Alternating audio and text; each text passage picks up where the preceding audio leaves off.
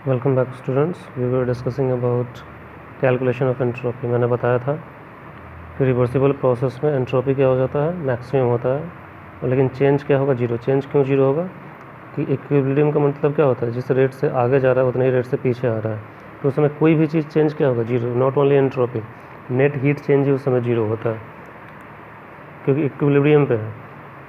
जितना स्पीड से आगे जा रहा है उतनी रेट स्पीड से पीछे जा रहा है, मतलब एनर्जी कंजम्पशन क्या है, सेम ही है। तो ये एनर्जी माइनस ये एनर्जी क्या होगा, जीरो। तो वही एंट्रोपी भी क्या होगा, जीरो ही होगा उस समय। लेकिन इरिवर्सिबल के केस में मैं बोल रहा हूँ क्या, ये चेंज जीरो नहीं होता है, वो हमेशा जीरो से ज़्यादा होता है। क्यों? क्योंकि वो एक ही डायरेक्शन में जा रहा है। ठीक है, तो इरिवर्सिबल प्रोसेस में चेंज इन एंट्रोपी जीरो नहीं होगा, सिर्फ किस में होगा, रिवर्सिबल में। तो अब यहाँ पे आइए, अब एक चीज़ें हमें देखनी है कि एंथैल्पी में डिक्रीज़ हो या फिर इंक्रीज़ इन एंट्रोपी हो, दोनों में कोई भी चीज़ single handedly alone can not determine the direction of spontaneous change तो बता दिया। इंक्रीज़ इन एंट्रोपी जो होता है ये तो बता दिया कि चेंज स्पॉन्टेनियस होता है, लेकिन वो डायरेक्शन को नहीं बता पाएगा। ठीक है, डायरेक्शन को नहीं बता पाएगा। वो ये बता सकता है कि जो प्रोसेस हो रहा है वो स्पॉन्टेनियस है। ठीक है, वो अपने आप शुरू हो सकता है, स्पॉन्टेनियस है, कोई भी एक्सटर्नल फोर्स की ज़रूरत नहीं है, लेकिन उसके डायरेक्शन को नहीं बता पाएगा। क्यों? क्योंकि most of the chemical reactions होते हैं कहाँ पे, क्लोज्ड या ओपन सिस्टम में होते हैं। उनके अंदर एंथैल्पी और एंट्रोपी दोनों का चेंज होता है, मतलब हीट चेंज भी होगा और उनके अंदर रैंडमनेस भी होगा। मतलब जैसे मान लो H2 + O2 मिल के H2O बनाए, तो हीट का चेंज भी होगा यहाँ पे, हीट या तो एब्जॉर्ब होगा या हीट रिलीज़ होगा, प्लस एंट्रोपी चेंज होगा, मतलब रैंडमनेस होगा। इनका जो पहले स्ट्रक्चर था, पहले जो स्ट्रक्चर था, बाद में वो सेम नहीं रह जाएगा। तो अब बात आती है कि कैसे पता लगेगा कि किस डायरेक्शन में रिएक्शन तेज होगा। ठीक है, तो इसके लिए एक नया टर्म आया था, गिब्स फंक्शन या गिब्स एनर्जी। ठीक है, इसको फ्री एनर्जी भी बोला जाता है, या in general Gibbs free energy. इसको यूज़ किया जाता है जो एंथैल्पी और एंट्रोपी दोनों को कंबाइन करता है एक इक्वेशन में। ठीक है, और वो बताता है कि स्पॉन्टेनिटी कैसे होगी, मतलब किस डायरेक्शन में मूव करेगी।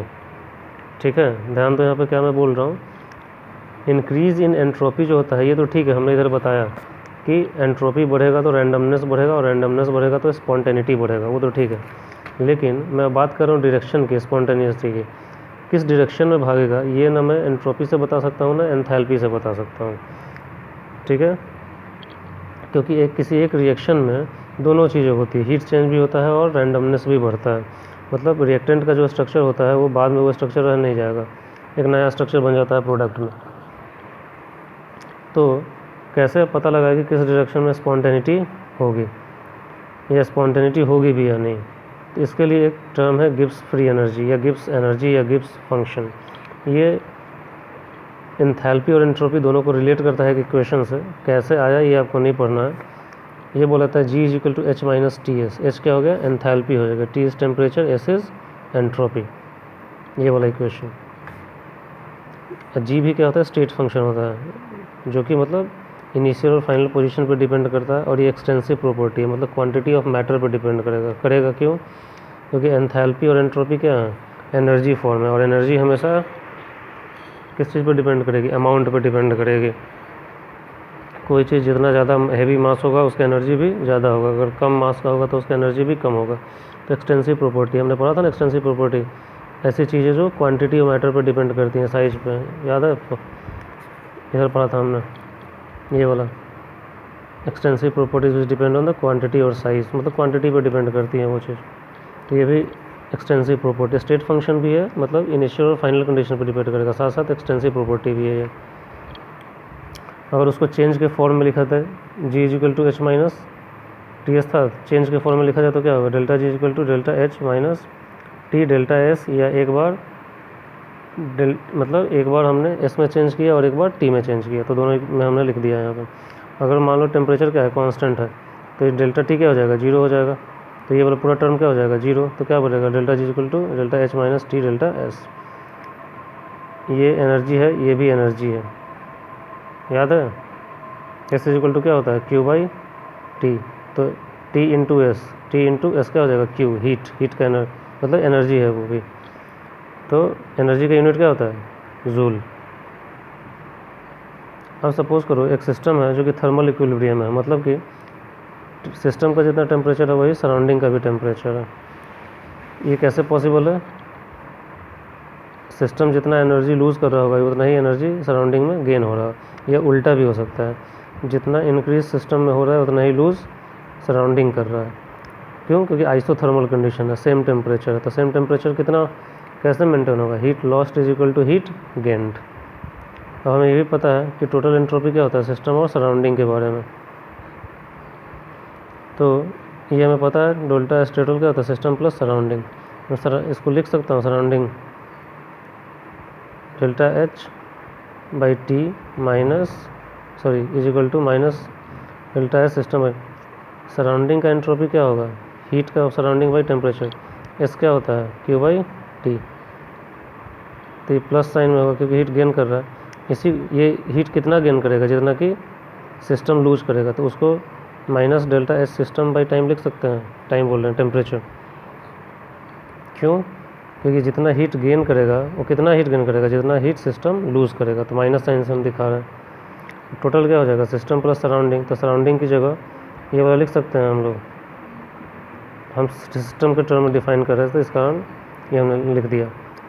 लिखा है delta S total is equal to system plus surrounding. अब सराउंडिंग की जगह मैं ये वाला लिख सकता हूँ सिस्टम के टर्म में, ठीक है। उसको रीअरेंज करोगे तो ये टर्म आ जाएगा T delta S is equal to T delta S system minus delta H system. अब स्पॉन्टेनियस प्रोसेस में एंट्रोपी चेंज क्या होता है? हमेशा 0 से बड़ा होता है।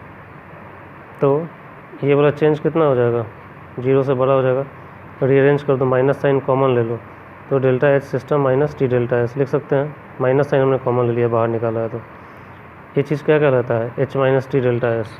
डेल्टा जी बोलते हैं उसे, ये वाला delta is equal to H minus T delta S, delta G बोलते हैं इसे। तो वही चीज़ delta H minus T delta S, इसकी जगह हम डेल्टा जी लिख सकते हैं। तो डेल्टा जी 0 से ज़्यादा होगा, ठीक है, माइनस डेल्टा जी। तो पॉजिटिव डेल्टा जी क्या हो जाएगा? 0 से छोटा हो जाएगा। साइन बदल देंगे हम लोग यहाँ पे। तो एच क्या हो जाएगा? एंथैल्पी चेंज है। टी डेल्टा एस का है एनर्जी, जो कि काम करने के लिए अवेलेबल नहीं है, ये रैंडमनेस लाता है सिस्टम में। तो ये एनर्जी चेंज माइनस ये एनर्जी चेंज, वही क्या है? नेट एनर्जी अवेलेबल होगा। मतलब डेल्टा जी क्या है? एक नेट एनर्जी है, फ्री एनर्जी है, जो कि काम करने के लिए अवेलेबल है सिस्टम में।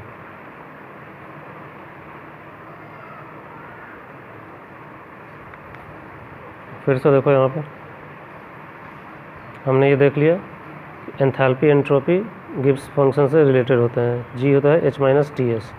चेंज के फॉर्म में क्या लिखते हैं? Delta G equal to delta H minus T delta S minus S delta. अब एक कंडीशन हमने बोला जहाँ मान लो कॉन्स्टेंट टेम्परेचर पर टी 0 है, ये टर्म 0 हो जाएगा, तो क्या लिख सकते हैं? Delta G equal to delta H minus T delta S. T delta S का ये भी एक एनर्जी का फॉर्म है। तो energy heat enthalpy minus energy क्या होगा? एनर्जी ही रहेगा। डेल्टा जी क्या हो जाएगा? एनर्जी। एनर्जी का यूनिट जूल होता है। ये कैसे एनर्जी है? एस इज इक्वल टू क्या होता है? Q by T. तो Q is S into T, तो ये एस इंटू टी है। और सपोज करो एक कंडीशन है जो थर्मल इक्विलिब्रियम है, मतलब जितना टेम्परेचर सिस्टम का है उतना ही सराउंडिंग का भी है। ये कब पॉसिबल है? जब जितना हीट सिस्टम लूज कर रहा है उतना ही सराउंडिंग में गेन हो रहा है। हमें पता है एंट्रोपी क्या होता है? टोटल सिस्टम प्लस सराउंडिंग का। कोई भी चीज़ सिस्टम प्लस सराउंडिंग ही होगा, एंट्रोपी भी वही होगा। तो हमने लिखा है टोटल को, यही चीज़ सिस्टम लिखा है, और सराउंडिंग की जगह हमने क्या लिख दिया है? ये वाला का वैल्यू ये वाला ले लिया है। ये किसके इक्वल है? Heat gain of surrounding by temperature के बराबर है। और वही चीज़ heat lost by temperature system by surrounding का, क्योंकि जितना सिस्टम लूज करेगा उतना हीट ये गेन करेगा। बस रीअरेंजमेंट हम कर रहे हैं और कुछ नहीं। ये पुट किया हमने, ये आया। तो अब टी डेल्टा एस माइनस ये स्पॉन्टेनियस चेंज के लिए हमेशा क्या होगा?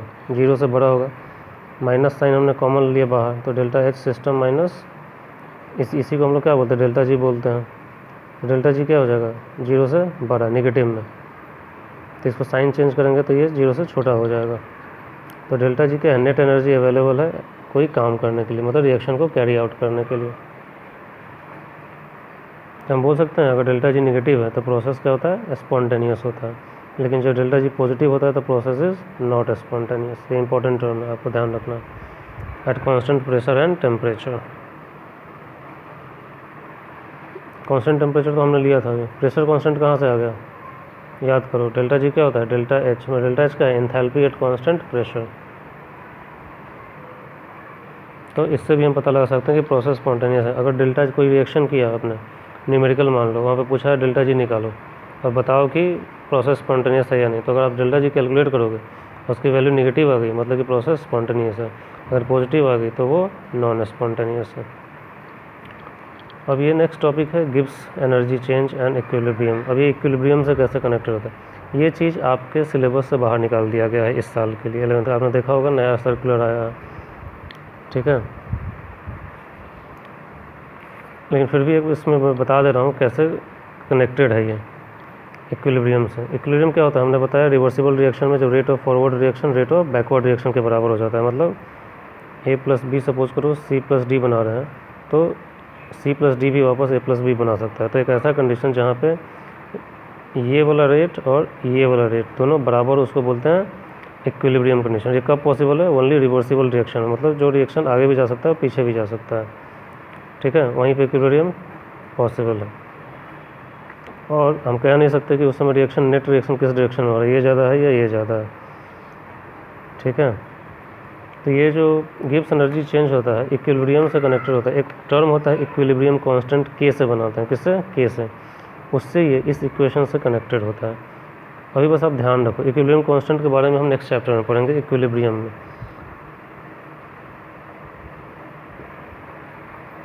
तो ये डेल्टा जी जो होता है इक्विलिब्रियम कांस्टेंट से कैसे कनेक्टेड होता है, इस इक्वेशन से। Delta is equal to -2.003 R मतलब gas constant, T into temperature और लॉग ऑफ इक्विलिब्रियम कांस्टेंट। ये इक्वेशन है, इंपॉर्टेंट है। और डेल्टा जी और किस चीज़ के बराबर है, हमने पहले ही देखा है, delta H minus T D तो, और इसको आर टी एल एन के भी बोलते हैं। तो ये चीज़ इंपॉर्टेंट इक्वेशन हो जाता है डेल्टा जी। ये आपको पढ़ना नहीं है, बस जस्ट फॉर द इंफॉर्मेशन, ठीक है। तो नेक्स्ट चैप्टर में जो हम इक्विलिब्रियम पढ़ेंगे तो आपको बताऊंगा मैं कि इक्विलिब्रियम कांस्टेंट होता क्या है।